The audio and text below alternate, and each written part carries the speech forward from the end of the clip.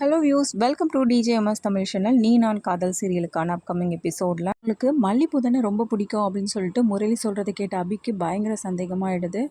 ஆமாம், எனக்கு மல்லிப்பூ பிடிக்கும்னு உங்களுக்கு எப்படி தெரியும் அப்படின்னு சொல்லிட்டு அபியும் கேட்க, ஐயோ அபி, அது எல்லா பொண்ணுங்களுக்கும் பொதுவாக மல்லிப்பூ தானே பிடிக்கும், ஸோ அதனால தான் சொன்னேன் அப்படின்னு சொல்லிட்டு முரளியும் சமாளிக்க ஆரம்பிக்கிறாரு. அப்படியே கொஞ்சமாக நல்லா நடிக்கிறான் பாரு, இவனுக்கு இதே வேலையை போச்சு அப்படின்னு சொல்லிட்டு உள்ளுக்குள்ளேயே முனறிட்டு இருக்காங்க அபி.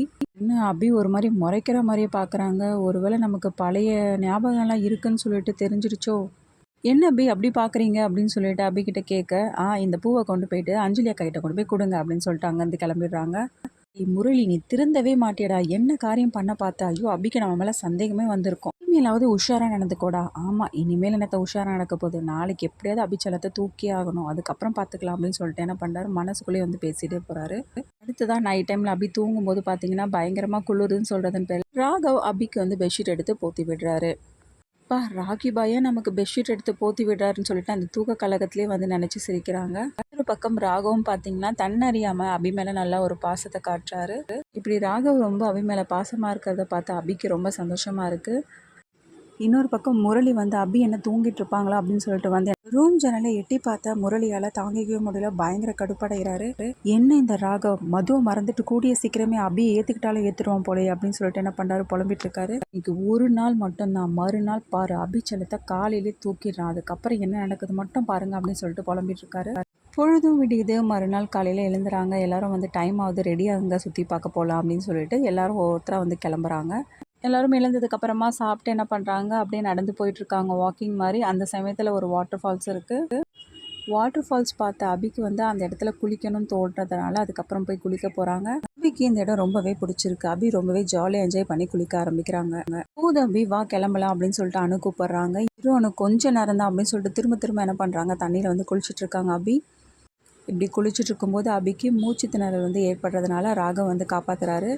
அதுக்கப்புறமா ரெண்டு பேரும் ஒருத்தர் மாறி மாறி பார்த்துக்கிறாங்க. தங்களோட அன்பை மாறி மாறி வெளிப்படுத்திக்கிறாங்க. இது எல்லாத்தையும் பார்த்த முறையில் தாங்கிக்க முடியல, பயங்கர கடுப்பாயிறாரு. இதுக்கப்புறமா தண்ணி அறியாமலே திடீர்னு என்ன பண்ணுறாங்க, ராகவ் அபியோட கையை பிடிச்சி வெளியில் கூட்டிகிட்டு வராரு.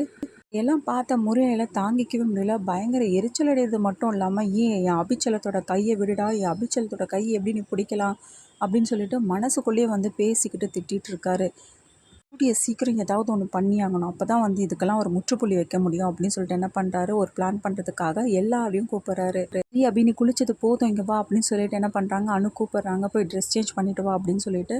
இதுதான் சரியான சமயம் அப்படின்னு சொல்லிட்டு நினச்ச முரளி என்ன பண்ணுறாரு, எப்படியாவது அபியை கடத்தி கூட்டிகிட்டு போயிடணும் அப்படின்னு சொல்லிட்டு என்ன பண்ணுறாங்க, ஆட்களை வச்சு அபியை கடத்திடுறாங்க. ரொம்ப நேரம் ஆகியும் அபி வராததுனால எங்கே அபி ஆளையே காணுமே அப்படின்னு சொல்லிட்டு யோசிக்க, அதுக்கப்புறம் இல்லையே ரூமுக்கு எப்பயோ போயிட்டாலே, நானே ட்ரெஸ் சேஞ்ச் பண்ணிட்டு வந்துட்டேன், இன்னும் அபியை காணவே அப்படின்னு சொல்லிட்டு எல்லாருமே பதறி போய் கேட்க, தானே வந்தா அப்படின்னு சொல்லிட்டு அனுவும் கேட்க, எங்கள் கூட தான் வந்தா, ட்ரெஸ் மாற்றிட்டு நான் வந்துட்டுருப்பா இல்லைன்னு நினச்சேன், ஆனால் ஆளை காணமே அங்கே அப்படின்னு சொல்கிறாரு ராகவ். ஒரு பக்கம் மஞ்சளை பார்த்த ராகவ், இவர் எங்கே ஆளை காணோம் அப்படின்னு சொல்லிட்டு கேட்க, தெரிலடா அவரையும் ரொம்ப நேரமாக ஆளையே காணோம் அப்படின்னு சொல்லிட்டு சொல்கிறத கேட்ட ராகவ் பயங்கர அதிர்ச்சி அடைகிறாரு. இவ்வளோ தூரம் நான் அபிகிட்ட சொல்லிட்டு இருந்தோம், இப்போ இப்படி பண்ணிட்டாலே அப்படின்ற மாதிரி எரிச்சல் அடைகிறாரு. ரெண்டு பேரும் இப்போ போயிருந்தா அக்காவோட நிலைமை என்ன ஆகுறது, ஐயோ ஒன்றுமே புரியல அப்படின்னு சொல்லிட்டு ராகவும் குழப்பம் அடைகிறாரு.